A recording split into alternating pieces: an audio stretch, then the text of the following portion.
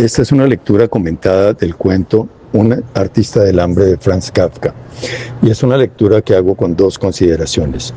La primera es que voy a aplicar los criterios del New Classicism, y esto significa que voy a atenerme exclusivamente a la literalidad del texto. Es decir, voy a desentenderme de aspectos como la biografía o el contexto del autor o la intención del autor al escribir el cuento.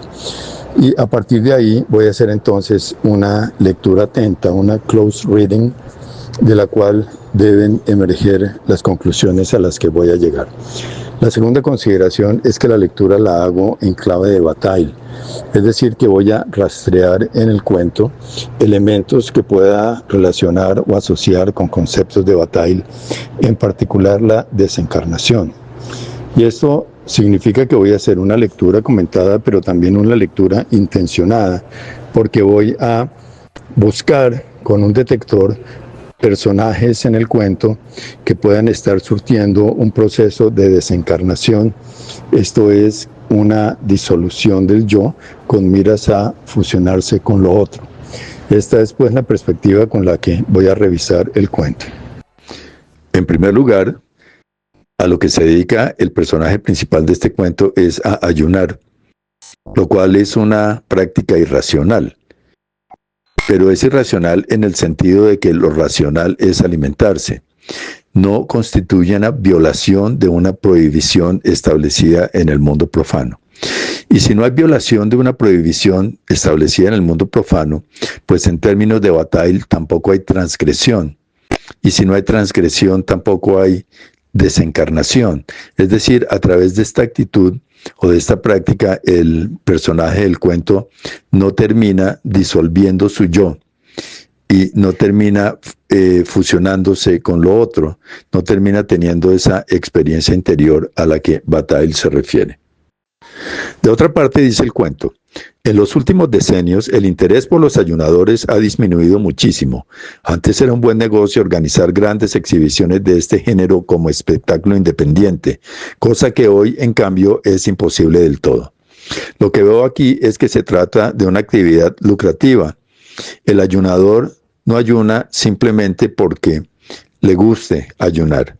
Lo hace porque además es parte de un espectáculo, y por eso tiene un empresario, que es el que se encarga de contratar los espacios, y el ayunador en esos espacios, encerrado en una jaula, se exhibe ayunando. Esta es una actividad que corresponde al mundo de lo profano en términos de Bataille, no al mundo de lo sagrado. Es una actividad que obedece al orden, a la planeación del trabajo y a proyectos que se diseñan, en los cuales se espera una compensación, que es lo contrario de la experiencia interior, como voy a explicar ahora más adelante. Como elemento de esa actividad lucrativa, el ayunador, al igual que el empresario, tiene una expectativa de compensación. En el caso del ayunador, es la admiración de la gente. Dice el cuento: siempre quise que admiraran mi ayuno, dijo el artista del hambre.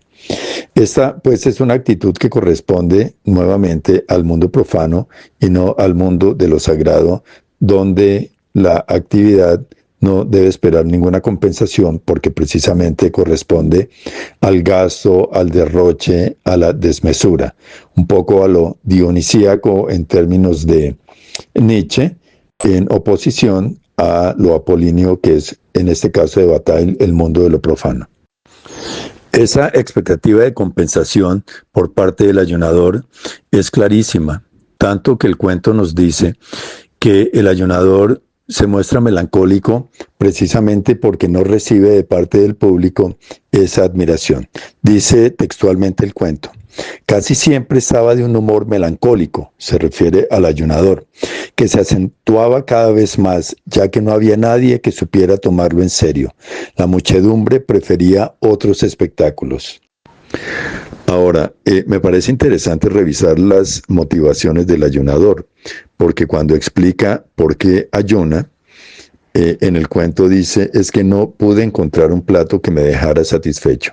Si lo hubiera encontrado, créame, no habría dado un espectáculo y habría comido a gusto como usted y todos los demás.